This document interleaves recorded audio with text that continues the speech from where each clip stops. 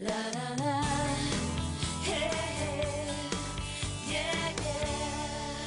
Well, the entire city's excited with the NHL AllStar Game here in Ottawa this year, and we wanted to find out what do guys like Steven Stamkos and our very own captain Daniel Alfredsson do to prepare for that 82-game grueling season and to prepare for each and every hockey game. We're joined by Lauren Goldenberg from the Athletic Conditioning Center. Lauren, welcome to the show. Thanks, Derek.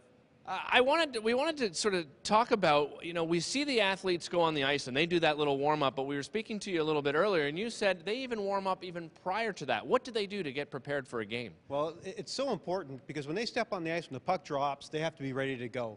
So if they're using their first couple of shifts to warm up, it might cost them a goal. So off the ice, they start doing all kinds of athletic type movements, footwork drills, ladder drills, hurdles, etc., to really increase their core temperature, to lubricate their joints, and really get the dynamic flexibility that's necessary to help them really be able to perform on the ice. So we're going to show our viewers at home a warm-up that you would normally do with our athletes. I think Derek's going to go first. Derek's going to go first. The first drill we're going to do is just, so we want to make it easy to start with, so we're going to go with 2 feet at the same time. Okay. We're going to do an L-shaped drill where, Derek, you're going to hop in with 2, out with 2, in all the way around to come back to the end of the ladder here.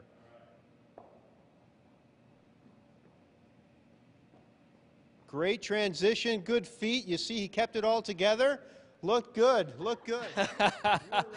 Thank you very much. Well, there's another one we want to do here. We're going to hand it over to Lois now. And what is Lois going to perform for us, Lauren? Lois is going to get a little bit more advanced. She's going to do a lateral 1 foot in, 1 foot out drill. So she's balancing on one, moving quickly with the other. Going to go to a transition to go backwards. Great transition, Lois. Coming backwards, moving. She is looking good. Yes, that is absolutely a 10.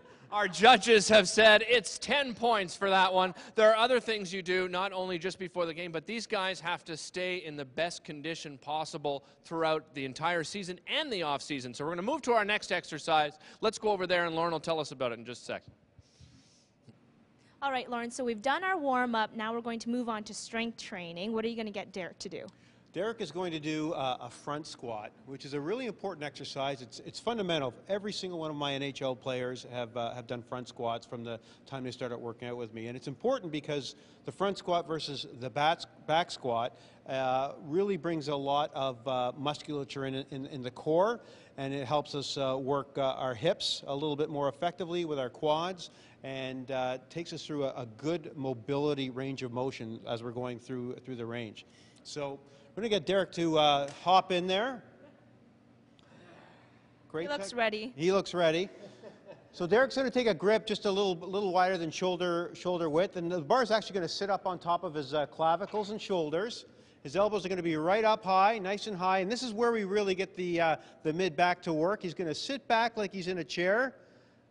Great technique. Exhale and lift. Keep the elbows up. So what most people do, including pro NHL guys, as they're coming up, their elbows seem to drop because the weak point of this exercise is actually the mid-back. Now Derek is showing some good mobility through his hips.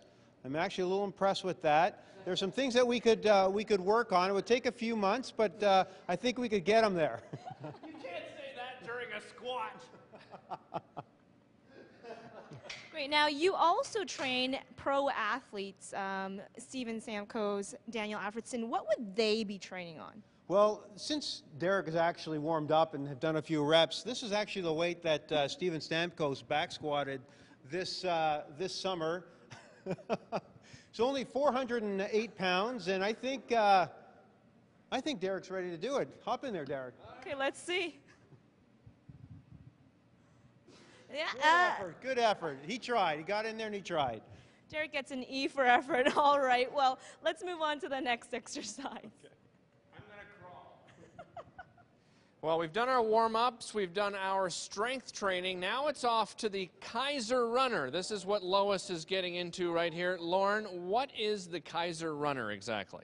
Well, the Keiser Runner, even though it's actually called a runner, it's actually a very effective tool for skaters because of the range of motion that the hips go through. We use it a lot on all our hockey players, and it's got 2 purposes. One is to work high-speed movement, so we can work explosiveness and speed, and then we can do our energy system training on it, where we will get Lois to work as hard as she can for, say, 30 seconds.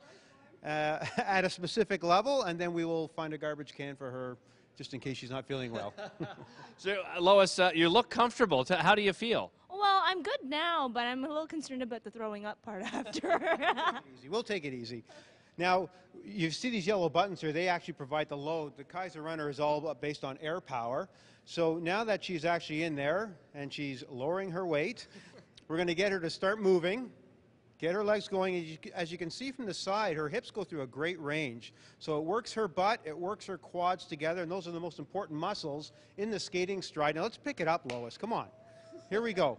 And is this a big part of what you do as well, Lauren, is you're really trying to motivate the athletes? Do you find even with elite athletes, they still need that motivation factor? They absolutely do need the motivation factor, especially when they get to this part of the training, because the lactic acid levels are so high, they're burning up, they're working hard, and that's why they sometimes feel like throwing up at the end of this. And as I understand it, this is giving her some resistance as well. So whenever she pushes on this one, which is the plus, she's really feeling some resistance in the legs? She is, and she's actually feeling a little lactic acid buildup right now. She's fatiguing, as we can see. Her legs are slowing down, and I think we're going to get her to come on out of there because we don't want her to incur an injury before the big game. No, absolutely not. Lois, how did that feel? Oh, it burns. Keiser burns. All right, we're going to let Lois recover here. Lauren, thank you so much for allowing us in. We really appreciate it. Great for coming in, guys. All right, NHL All-Star Game, as you know, happening this weekend. We're doing it all day today on Daytime. Don't go anywhere. We'll be back with more NHL All-Star Daytime Ottawa right after this.